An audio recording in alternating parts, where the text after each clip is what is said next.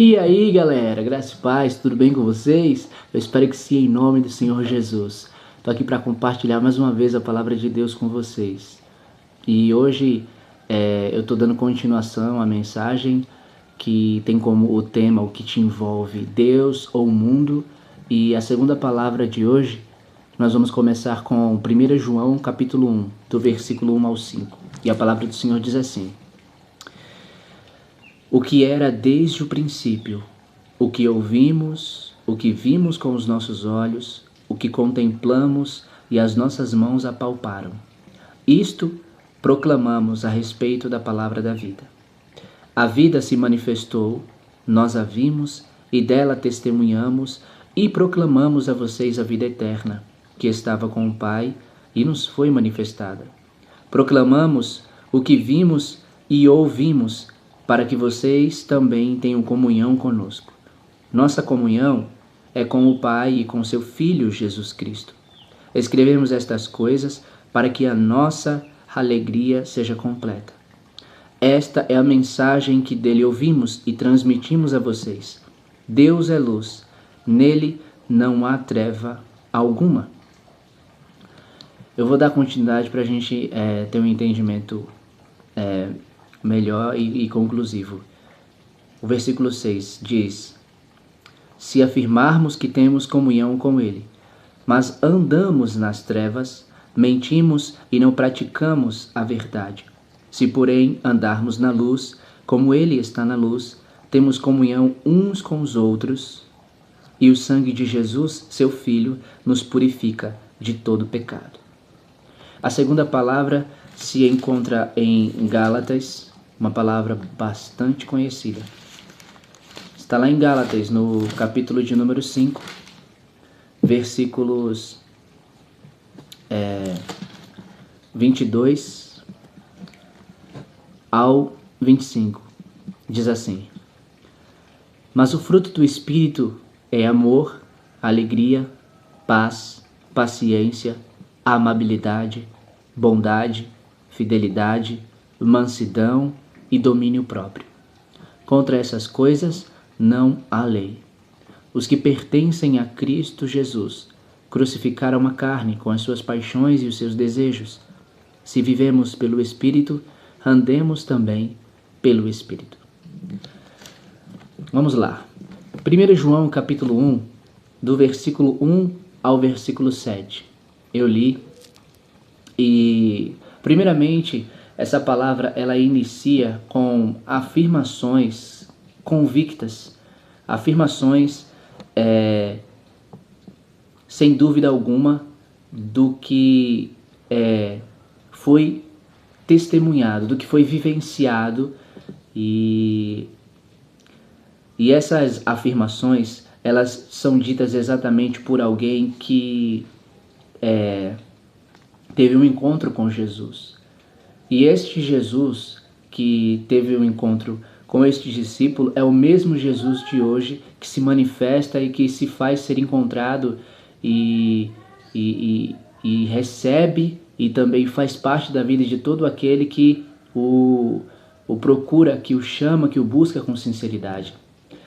A palavra começa dizendo que os ouvidos ouviram, os olhos viram, as mãos apalparam, e isso é proclamado a respeito da palavra da vida.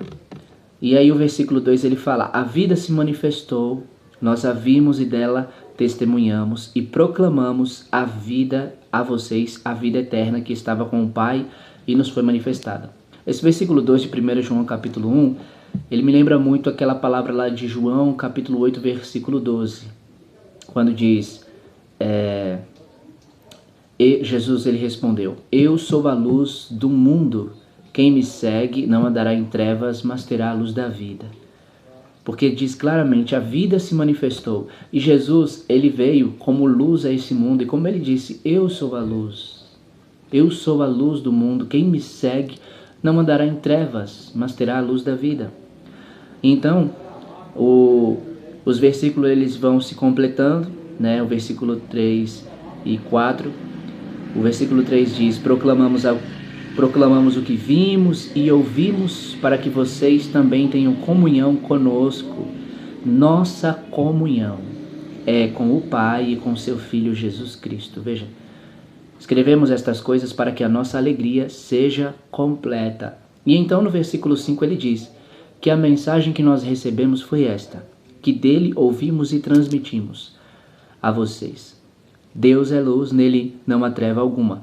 Exatamente aquilo que Tiago também disse, que Deus sempre foi o mesmo, que nunca mudou, o que se acontecesse causaria escuridão, geraria trevas, sendo que Deus sempre permaneceu o mesmo. E Deus é a luz, como em 1 João no capítulo 4 também nós vamos ver isso. Então, a partir do versículo 6 ao versículo 7, nós temos duas afirmações explícitas que não há com que você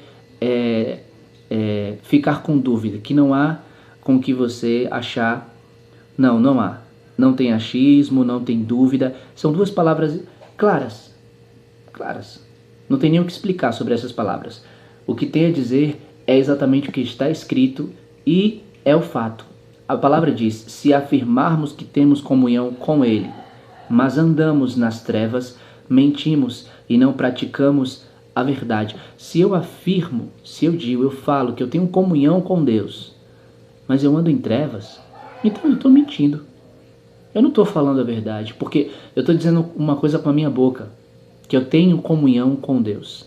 O que é ter comunhão com Deus? É uma vida de um relacionamento, uma vida de intimidade, uma vida de proximidade, uma vida de compromisso e sendo fiel a esse compromisso.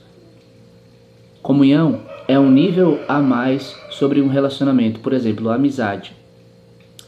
Dentro da amizade, eu posso ter um nível de comunhão com essa pessoa, mas porque a gente é só amigos, então fica apenas em um nível estreito, dependendo de como eu queira aprofundar mais isso, entende?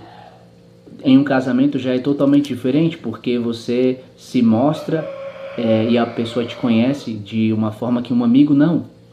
E com Deus é totalmente, inteiramente, completamente, porque Ele sabe quem é você, conhece o seu nome, conhece a sua vida, a sua história, tudo.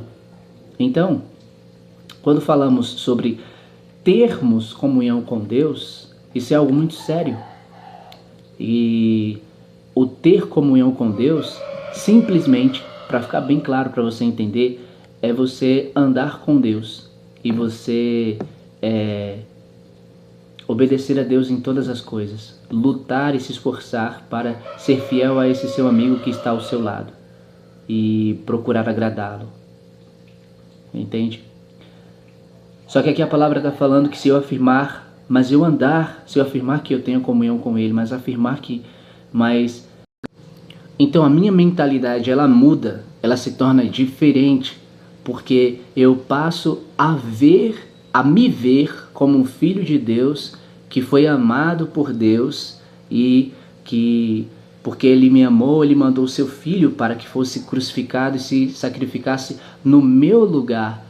E eu entendo que esse amor que vem a mim me faz reconhecer que Ele me quer, e porque Ele me quer e Ele me aceita, então eu pertenço a Ele. E esse pertencimento me faz entender que minha identidade é de um filho amado, de um filho perdoado, de um filho aceito e de um filho totalmente, completamente, inteiramente liberto, porque conheceu a verdade que foi revelada por Ele mesmo, que foi colocada, derramada no coração.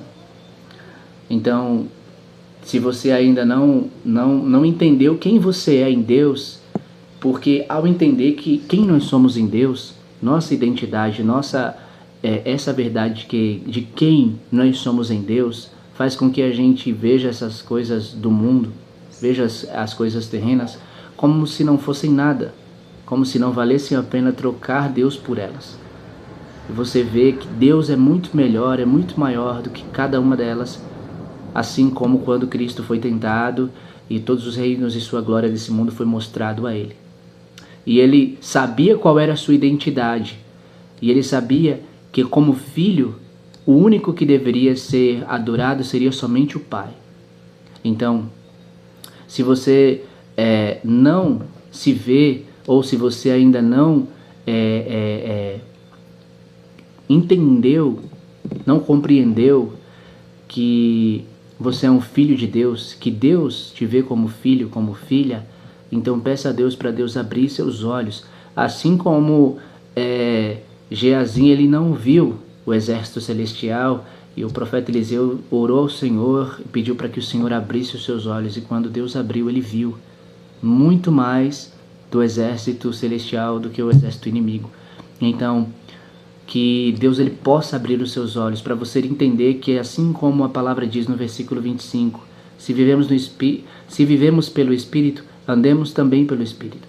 Você entenda que a vontade de Deus é que você ande no Espírito, porque no Espírito Santo não nos perdemos, no Espírito Santo não nos desviamos, no Espírito Santo nós não duvidamos, pelo contrário, no Espírito Santo nós somos guiados, somos protegidos e somos abençoados, porque é exatamente isso que Deus quer, e foi exatamente por isso que Ele mandou o seu Espírito, para que não ficássemos órfãos, ou seja, abandonados, sozinhos, mas tivéssemos aquele por meio de quem seríamos lembrados sobre tudo aquilo que Jesus falou e fôssemos guiados por Ele para o Pai.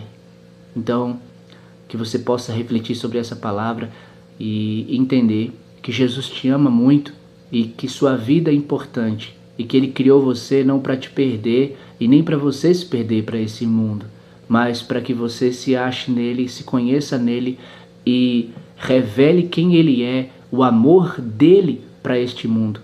Um mundo que está perdido, um mundo que está caído, e Jesus salve, liberte, cure e transforme outras vidas, exatamente como fez com você.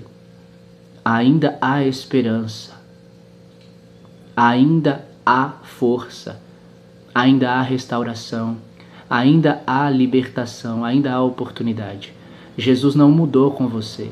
Você pode ter se afastado dele, você pode ter esfriado com ele, mas ele permanece o mesmo com você porque ele compreende quais são as suas fraquezas, como a própria palavra dele diz lá em Hebreus 4, versículo 15. E ele só quer que você se achegue ao seu trono de graça, porque ele está pronto para te receber e te dar a força e a ajuda que você necessita. Que Deus te abençoe em nome de Jesus. Graça e paz. Tchau.